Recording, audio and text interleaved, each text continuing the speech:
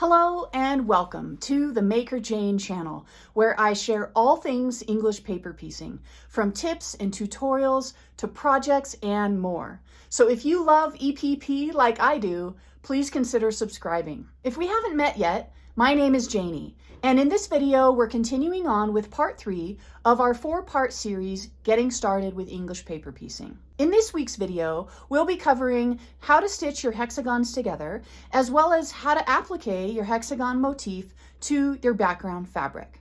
I've also written a blog post to go along with this part, which I'll link to down below in the description so you can check that out as well. The blog post has written instructions with photos showing you step-by-step exactly what to do. If you're new to this series, in part 1, we covered the basic tools and supplies that you need to get started with English paper piecing.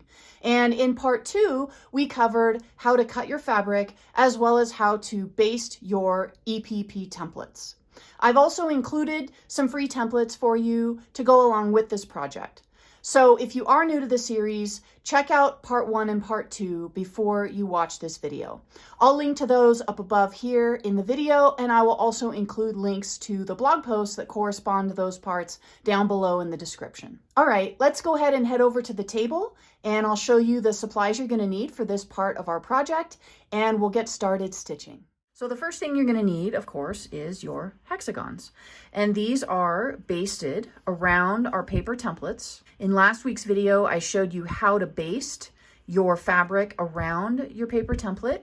So if you haven't watched that video yet, or you don't have your hexagon pieces basted yet, go back to part 2, watch that, and get your pieces basted. So you should have 5 hexagons. I've got 2 colors here. You can use 1 color, you can use 2 colors, you can use more than 2 colors if you want. In just a little bit, I'll show you some different arrangement ideas if you want to use more than 1 color, just to give you some ideas on how you might want to use more than 1 color for your bookmark. We're also going to need our background fabric. In last week's video, I showed you how to cut your background fabric into these 2 strips. And we are only going to be using the 1 strip that we made our marks on. Your second strip you can set aside and pull this one out because you will be using it in this section of our bookmark lesson. Since we're stitching our hexagons, we're going to need a needle and we're going to need thread. A basic sharps needle is just fine. And if you want to go back to part 1, I give a lot of detail and discussion on each of the tools that we are using in this project, why I recommend this particular needle over other needles, what size needle you might want to consider, what would be easier for beginner English paper piecers. So check out week 1 or part 1 of our Getting Started series for more information and more details about these tools and supplies. The other 2 items you're going to need for tools is your disappearing and washable glue stick, and we're also going to need some scissors. Now again, if you're brand new to sewing and you don't have fabric scissors or scissors dedicated to fabric, your regular office scissors are going to be just fine. This is not a big deal. For this particular step, we are only cutting thread. So as long as your scissors are sharp, you should have no problem using your regular school or office scissors. Okay, so enough about that. Let's go ahead and get into stitching. Let me show you how I thread my needles. I want to show you this technique because it's quite easy, even though it looks difficult. So you want to start out with a clean snipped piece of thread. You're going to take your needle in one hand and you're going to take your thread in the other hand between your first finger and your thumb. And what I do is I curl my 2 fingers together so that I actually hide the thread from my view. Before I do that though, I take note of where it is, and then I close up my fingers, I put my needle right there where I saw that thread, and then I slowly open my fingers, and can you see how it actually threaded the needle? And I'll just do it again real quick to show you how easy it is to thread your needle with that technique. Don't make your thread too long because it can become unruly if our thread is too long and we're trying to stitch. So my recommendation is no longer than the length of your elbow, from your hand to your elbow.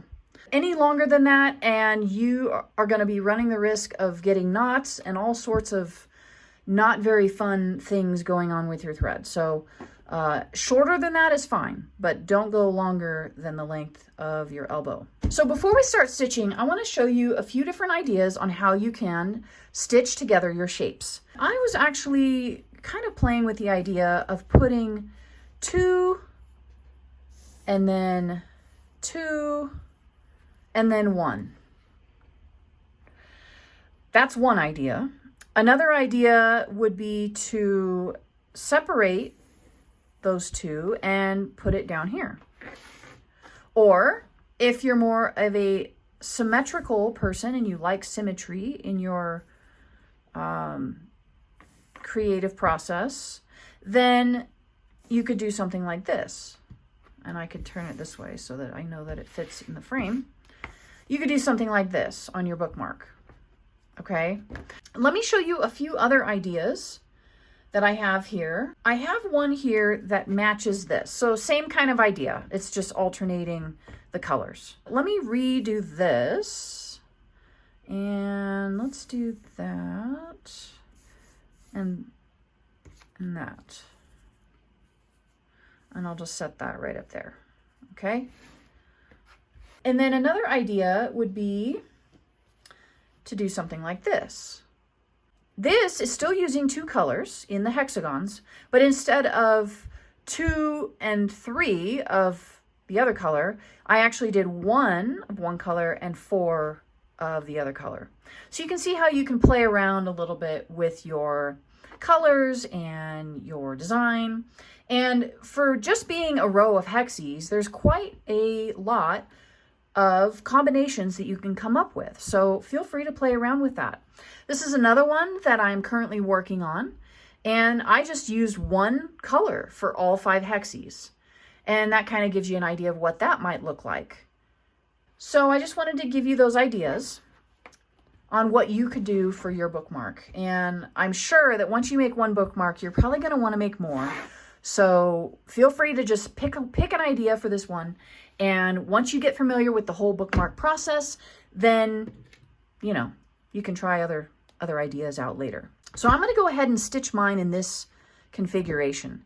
And I do recommend you lay out your hexes in the order that you want to stitch them in, so that as you're stitching, you can keep track of where things are at, because it's very easy, especially when you start working with a lot more pieces in English paper piecing. It's very easy to start getting your pieces mixed up and getting confused about where things go and what order you had them in and what order they're in now that they're stitched. Have it all laid out, and then basically you just pick up the first 2 shapes. So I'm going to start with these 2. You put them face to face, right? So I'm going to stitch along this top line here, right between them. So you just flip them over so that they're right sides together. And the first thing I do is I take my needle and I want to bury the tail of my thread, and I'll show you what that looks like. But I'm just going very lightly, very gently under the fabric that's on the back of the paper.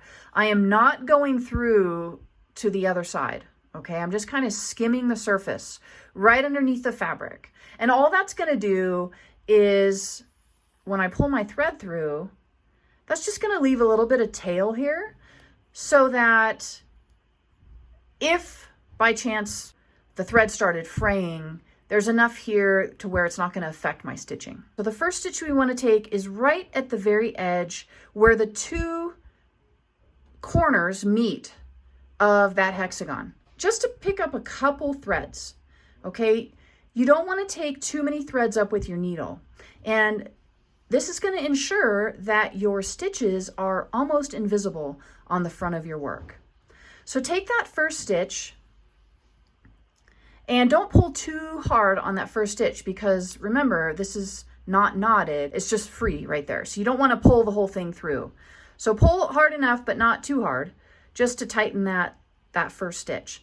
Then we're going to take a second stitch in the very same spot and before we pull this one through, we actually want to loop through. We want to send our needle through that loop, and that's just going to make a, let me get that out of there. That's just going to make a little knot. Now, I recommend that you knot at the beginning and at the end of each side of your shape. Whatever your English paper piecing, whatever shape you're using, I always knot at the beginning and the end. The reason I do this is because if any stitch in between here happens to break, or if any stitching starts unraveling, you have a knot here and you have a knot here.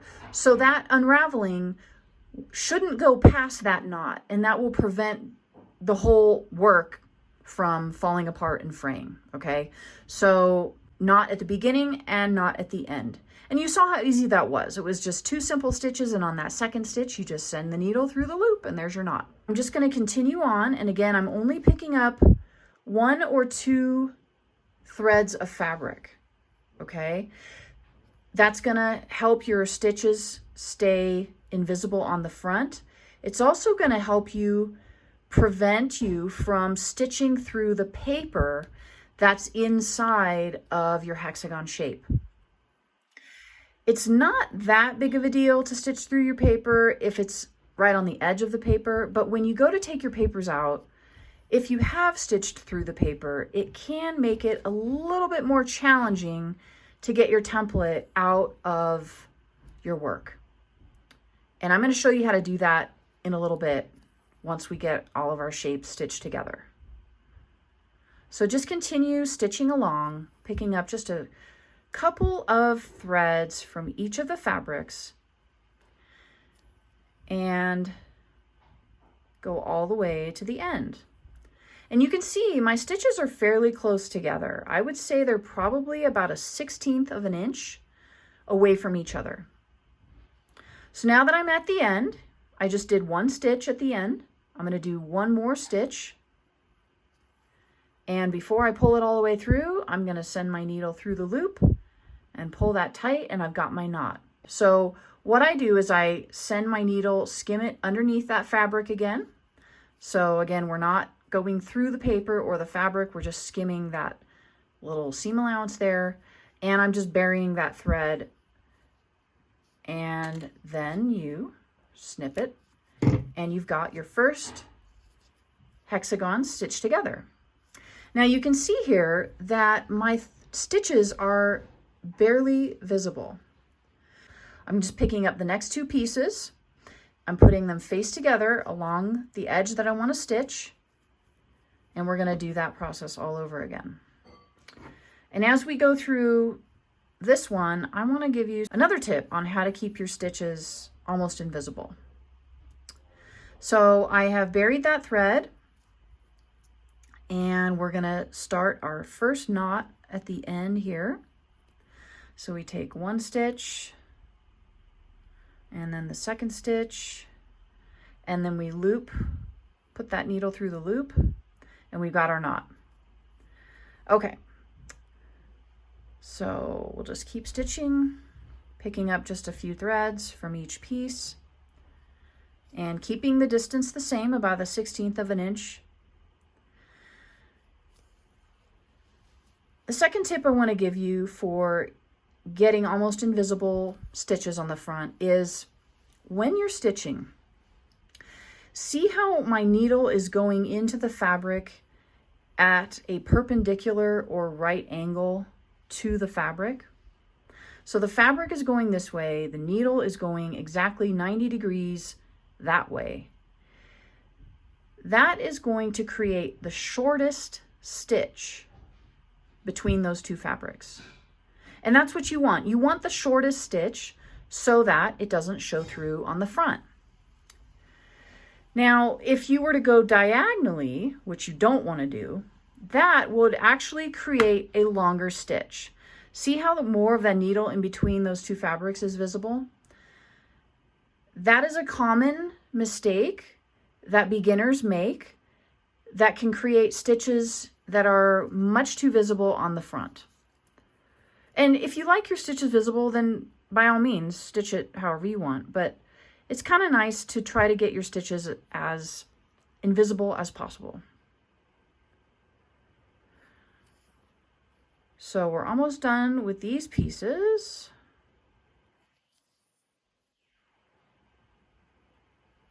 And we'll knot at the end.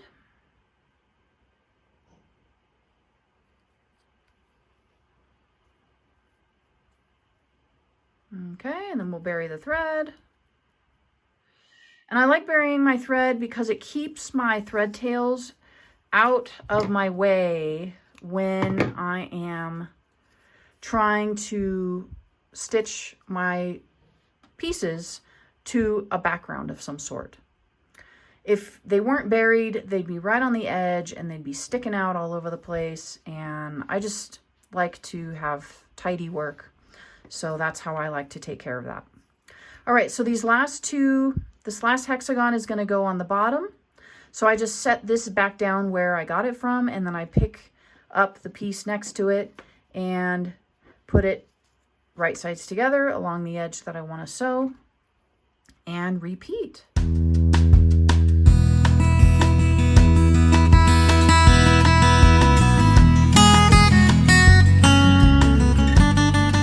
And if your stitches are small enough, your thread color won't matter as much if it doesn't match the fabric. You can see I'm using green thread with blue fabric, and we'll see how visible they are on the front using the technique that I showed you.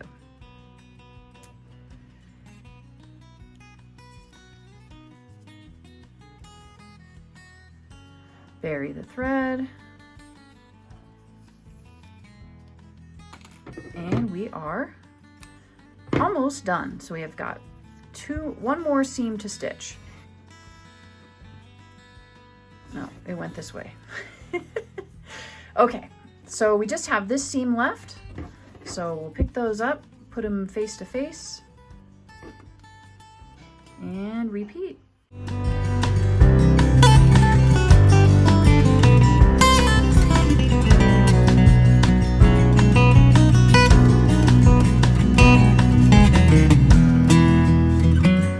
Okay, so we're gonna knot this last stitch.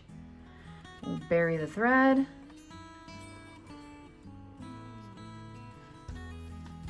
And cut the thread.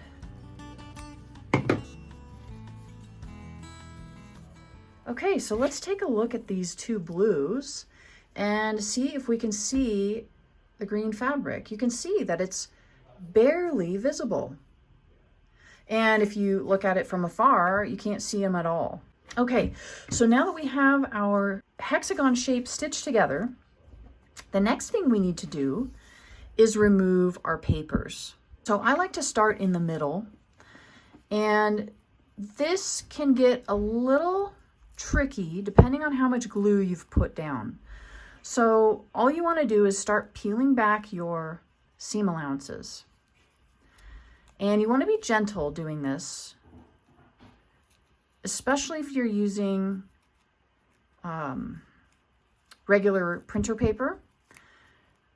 My glue wasn't too bad on this, but peel back your seam allowances, and then you can use your finger, or you can use like a blunt pencil, or the end of an eraser or something, and get up underneath that paper template and just kind of lightly tug on it, and it should come right out.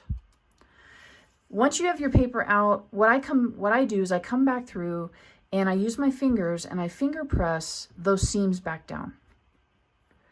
This helps keep the shape of the hexagon accurate. So you can see I've got pretty straight sides to that hexagon after doing that. So you just repeat the same thing for each of your shapes, working one at a time down the line. Gently pull back your seam allowance.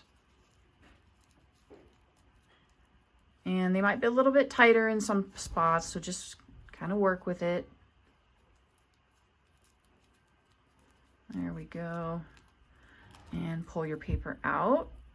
And I've got a little bit of glue in the middle of each paper, so I'm just holding the fabric as I pull the template so that it doesn't stretch the fabric too much. And then set it back down and use your fingers to press your seams back in place.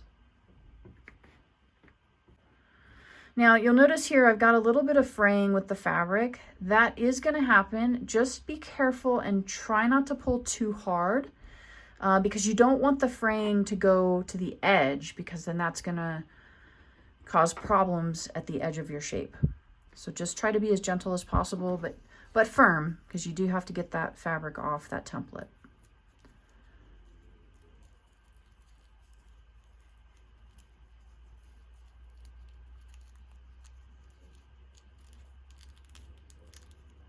Yeah, this one's a little bit more stuck. There we go. Now, if you do have an iron and you are a quilter, or you do have some quilting supplies, you may be familiar with fabric starch, or a brand name for it is called Best Press. That is a great tool to have if you happen to have it. That's a great tool to have for keeping these edges crisp. So what I would recommend, if you do have some Best Press or some fabric starch, some spray starch, is to lightly spray your hexagon shapes before you remove your papers. I would spray the front of it, press it with your iron, and then take your papers out. That will help keep these seams more crisp. But as you can see, I'm not having too bad of a problem. My hexagon shapes are still retaining their shape. The folds are still creased nicely. So it is possible to do it without any special product.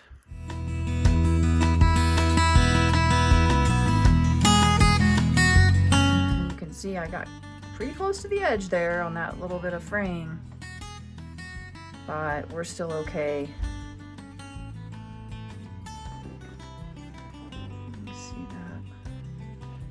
That's getting a little close. Okay, now that we've got our shapes, papers removed, you can, if your papers are in good enough condition, you can reuse these. So keep that in mind. If you printed your templates on cardstock, they're gonna last longer than just regular printer paper. That's what this is, just printer paper. So that's another reason why you want to try not to stitch through your paper, because it will keep the integrity of the shape edge, and then you can reuse your papers. So let me put those over here. We don't need those anymore. We are going to need our needle, and we're going to need our glue.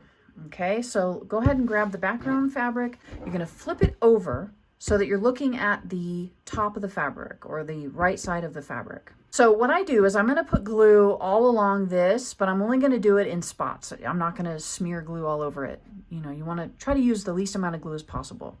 But I do find that it's easier to place your hexagons if you put a little glue at each end, in the middle of each hexagon, as well as at the seam between the hexagons. Okay, so I'm just dabbing glue in those spots all the way along. Now, when I get to the end, I'm being careful not to get glue on that very edge. Now, if you want, you can measure. I don't bother measuring. I just kind of eyeball it. So, you know, it makes it a little bit more unique. It doesn't have to be perfect. So I just kind of eyeball it and make sure that, you know, I've got about the same distance on the ends, and I've got about the same distance on the sides. So I like to start in the middle, and once I got my middle hexagon in place, and I'm just kind of measuring these by eye, then I push down on that middle hexagon where we put the glue, and it sticks right to the background. Okay, and then you can work your way out from there. So next thing I do is I work to the seam. And if you're having problems with your seams unfolding, you can just tuck your fingers underneath and just help them lay flat before you press it down. And that tends to help everything lay flat. Because we didn't put any glue on these sides, they are going to stick up a little bit, but once you have it press down where the glue was, your fabric shouldn't unfold and stick out anymore. So just keep working your way all the way to one end, and press that down, and then the other end. And again, just kind of eyeballing as you go down, making sure everything's lining up how you want it.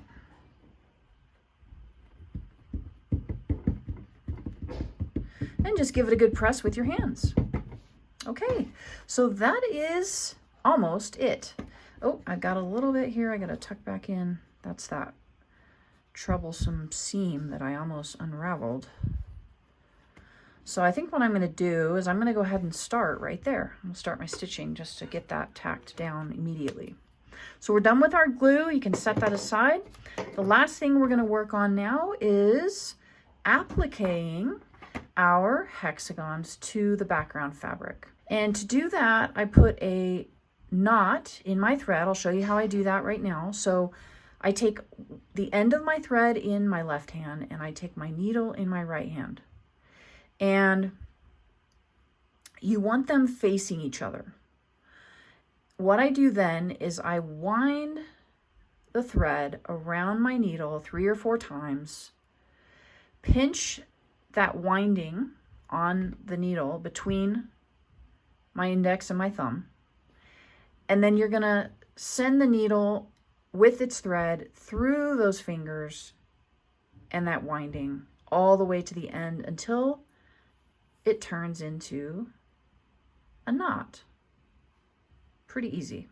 Okay, so what we want to do now is we want to flip over our work, and you can kind of see the shadow of the hexagon. I want to send my needle into the background fabric, but not into our hexagon. Okay, so you can see my needle's coming out behind my hexagon. That's what we want. We don't want to go through the hexagon yet. We're just securing the knot. We're securing the thread to the fabric. Okay, so go ahead and pull that through until your knot hits the back. The reason we're doing it inside of the shadow of our hexagon is so that knot won't show through the other side, you know, so you won't see a shadow of your knot on the other side. Okay, so now what we need to do is we need to bring our needle closer to where we want to start our work because of this precarious fraying I have going on. I'm going to bring my needle down here and start stitching there. And whenever you are appliquing your English paper piecing project, that's pretty close. I'll just bring it up right there. You don't want to ever start your applique on a corner. You always want to start on a flat side. Okay, so rather than starting down here or up here at this corner, I'm starting right here where it's nice and straight and nice and flat. So I'm just going to place that seam down and make it cooperate. Okay, so my needle, I've already brought my needle up through the background fabric right next to my hexagon shape. So I can come right up in that same spot through the hexagon, right on the edge. And again, we only want to catch a couple of threads, just like we did when we sewed our hexagons together. You don't want to take too much of the fabric because you're going to see more of your stitch. Okay, so then we just do a simple applique stitch. So I came up through the hexagon shape. I'm going to go down right next to that into the background fabric. Then I'm going to come back up in the hexagon shape, catching just a couple of threads of that blue fabric. And then you just pull your stitch through. And because that stitch was so little, you can barely see it on the edge there. And that's what we're going for. You don't want to take too much fabric in your stitch. You don't want to come up over here, okay? If we come up over here, we're going to get that amount from where the needle is to the edge of the blue fabric. That's how big your my green thread stitch is going to be. And I don't want my stitches to be seen or very minimally seen. If you want your stitches to be seen, then you can take as big a thread or as big a stitch as you want. But I'm going for an almost invisible look here. So I'm taking the smallest stitch I can. There we go.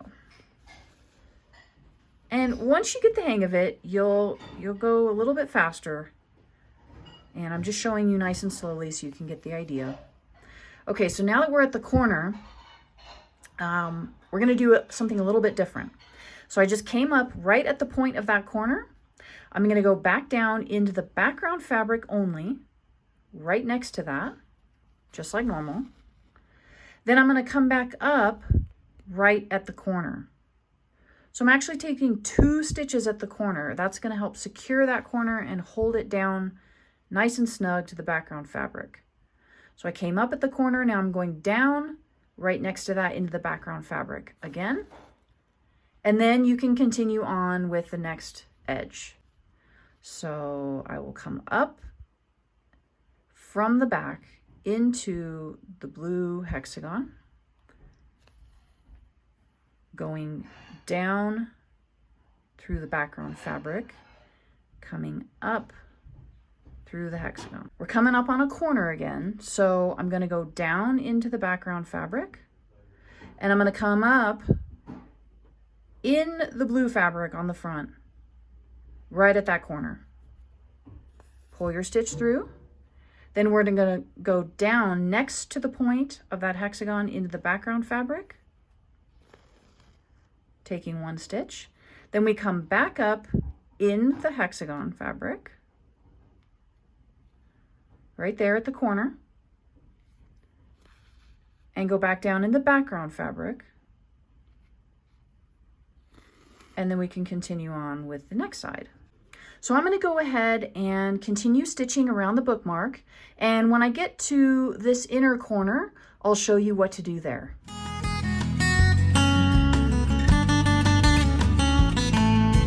Okay, so as we come up to this inside corner, we're basically going to be doing the same series of stitches that we did on the exterior corner, only because it's more of a concave shape, it's going to be slightly different. So let me go ahead and show you that now. So I'm just going to take this last stitch to get into the corner. I'm going into the background fabric, and I'm going to come back up in the bottom hexagon, right at the corner here. So you can see right there where my needle's coming up through the bottom hexagon at the very corner. So that is the first stitch. I'm going to go down into the background right next to where I came up. So I'm not going through the hexagon, I'm going right next to the hexagon into the background fabric. So that's our first stitch, just like what we did on the exterior corners. We take 1 stitch, then we're going to take a second stitch, but the second stitch on the inside corner is going to be taken at the next hexagon. So I'm going to bring my needle up at the corner of the hexagon on top. And we do the same thing. We go down right next to that into the background fabric. That secures that corner to the background fabric. So now we can continue on with our stitches as normal. So I'm going to show you how to end your work. And I like to overlap my stitches just a little bit so that I know for sure that that side is secure. So I'll take 1 more stitch. Okay, and then I'm going to send it to the back of the work. So I'm just going straight down into the background fabric and come out the other side. So that is what the back of your work should look like. Fairly straight stitches, as you can see, and they're all about the same size. And that's really what you're going for. Let's tie off this thread so that it doesn't unravel. We don't have a knot here yet. And what I like to do is I like to bury my thread and kind of fish it through away from the edge here where all these stitches are. So I'm just trying to catch the background fabric. I'm not catching the hexagon fabric at all, and you can see that because you don't see my needle showing through. That's how you're going to know whether you caught that fabric or not. So we're just skimming just underneath the background fabric, and we're just basically getting our thread away from the edge so that we can tie our knot. And what I like to do is I like to take a little tacking stitch, just a few threads of that background fabric. And again, you can double check the front, make sure that you're not poking through to the other side, which we're not. And we're just going to make that knot using the loop like we did earlier. So before you pull it all the way through, you've got this loop here. And you just send your needle through that. Oh, I got some, there we go. My tail's a little long. So you just send your needle through that. And now you've got a little knot. I like to do another one in the same place. And again, just take a few threads of the background fabric there, and I can feel with my finger, I haven't punctured through to the other side, so we're good. And you just do the same thing. You just pull that almost all the way through. Before you go all the way, you send your needle through the loop and pull. So now we have our knot, and you can go ahead and snip your thread. And I like to leave a little bit of a tail on the end of my threads, just so that as that unravels, which it will do, it will have a little bit of room to unravel. It won't go all the way to the knot.